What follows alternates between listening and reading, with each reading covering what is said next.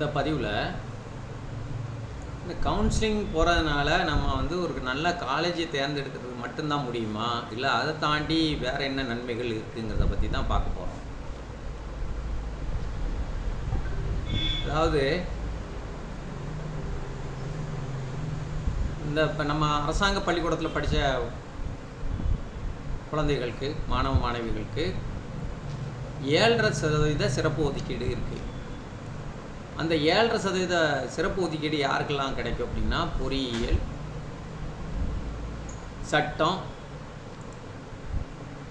மருத்துவம், வேளாண்மை படித்தவங்களுக்கு இந்த 7.5% ஒதுக்கீடு கிடைக்கும். இந்த 7.5% ஒதுக்கீடுனா என்ன? டியூஷன் ஃபீஸு, ஹாஸ்டல் ஃபீஸு, அப்படி இல்லைன்னா ஃபஸ்ட் ஃபீஸு, இதெல்லாமே தமிழக அரசே வந்து ஏற்றுக்கொள்ளும்.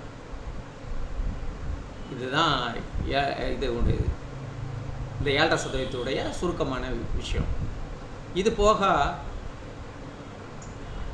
ஐடிஐ படிக்கிறாங்க, யூஜி படிக்கிறாங்க, டிப்ளமோ படிக்கிறவங்களுக்கு புதுமை பெண் இல்லை தமிழ் மகன் அந்த ஸ்கீம் கீழே மாதம் 1000 ரூபா கொடுப்பாங்க.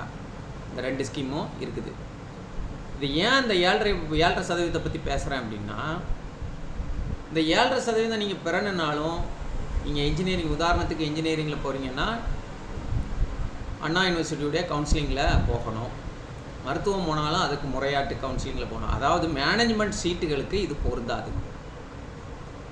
மேனேஜ்மெண்ட் கோட்டாவில் நம்ம சீட்டு வாங்கியிருந்தோம்னா இது பொருந்தாது, சுத்தமாக பொருந்தாது.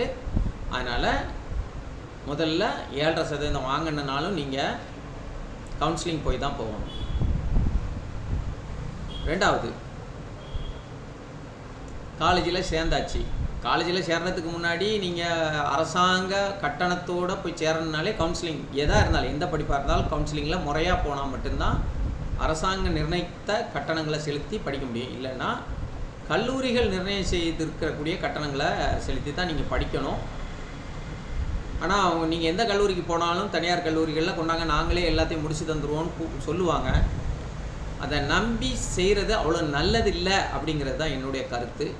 நீங்கள் ஒரு தனியார் இல்லை பொது சேவை மையத்திலேயோ இல்லை இ சேவை மையத்திலேயோ இல்லை தனியாருடைய கம்ப்யூட்டர் சேவை வழங்கக்கூடிய ஒரு கடையிலையோ போயிட்டு நீங்கள் கொடுக்குறதுல இதுதான் நல்லது. அதனால் நீங்கள் கவுன்சிலிங்கை தவற விடாதீங்க. மேலும் அப்போ கட்டணம் ஒன்று. ரெண்டாவது என்ன வருது அப்படின்னா, நீங்கள் பொதுவாக இப்போ பெரும்பாலான குழந்தைகள், மாணவ மாணவிகள் எல்லாருமே கல்விங்கிறது ஒரு பெரிய பொருட்செலவு கொண்டதாக ஆகிட்டதுனால பெரும்பாலானவர்களுக்கு, பெற்றோர்களுக்கு கல்விக்கு செலவழிக்கிறதுக்கான சக்தி இல்லாமல் இருக்குது, போதுமான சக்தி இல்லாமல் இருக்குது. அதனால் கல்வி கடன் பெற்று தான் எல்லோரும் படிக்க வைக்கிறாங்க. அப்படி கல்வி கடன் பெறணும் அப்படின்னா அதுக்கு சில வட்டி மானியங்கள்லாம் இருக்குது. அந்த வட்டி மானியம் பெறணும் அப்படின்னா நீங்கள் கவுன்சிலிங் மூலம் போனால் மட்டும்தான் அந்த வட்டி மானியம் கிடைக்கும். கவுன்சிலிங் இல்லாமல் போனீங்கன்னா கடன் கிடைக்கும், வட்டி மானியங்கள் கிடைக்குமா அப்படிங்கிறது சந்தேகம் தான், கிடைக்காது. அது போக வேறு அரசாங்க சலுகைகள் ஏதேனும் இருக்குது அப்படின்னா, இதெல்லாம் கவுன்சிலிங் மூலமாக போனவர்களுக்கு மட்டும்தான் கிடைக்க வாய்ப்பு இருக்க ஒழிய, கவுன்சிலிங்கை தவிர்த்து மேனேஜ்மெண்ட் கோட்டாவில் சேர்ந்தவங்களுக்கு அந்த வாய்ப்புகள் எல்லாம் மறுக்கப்பட்டுவிடும்.